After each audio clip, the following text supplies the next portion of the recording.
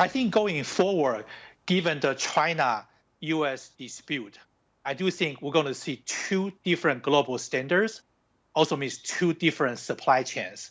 So when you mentioned about TSMC, from their Taiwan facility, Taiwan semiconductor fab, they already set up a fab in Nanjing, China, and now they're doing one in Phoenix in the US.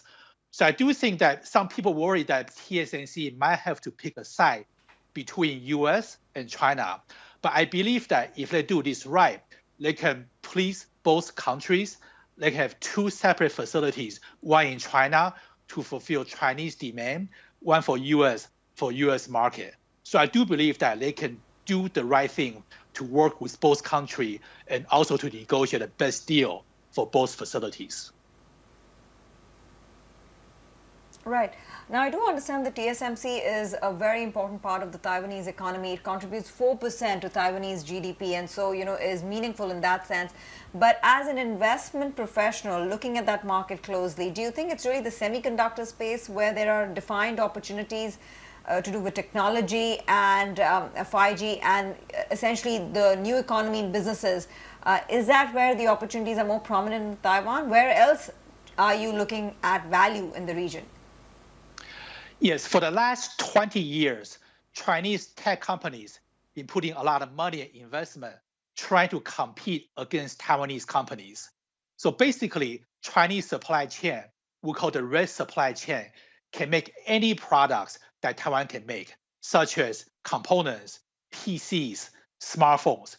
The only thing China cannot make is the semiconductor manufacturing, which is why from Taiwan perspective, I do think the top investment choice is TSMC.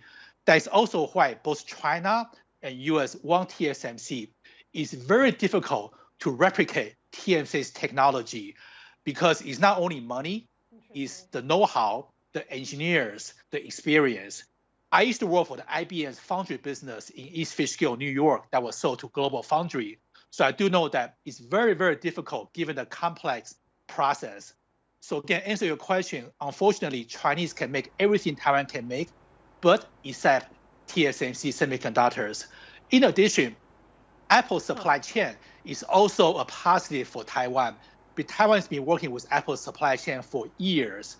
So besides TSMC, company like Hon Hai, company like Largon will be also a very good choice for the investor in the Taiwan tech space.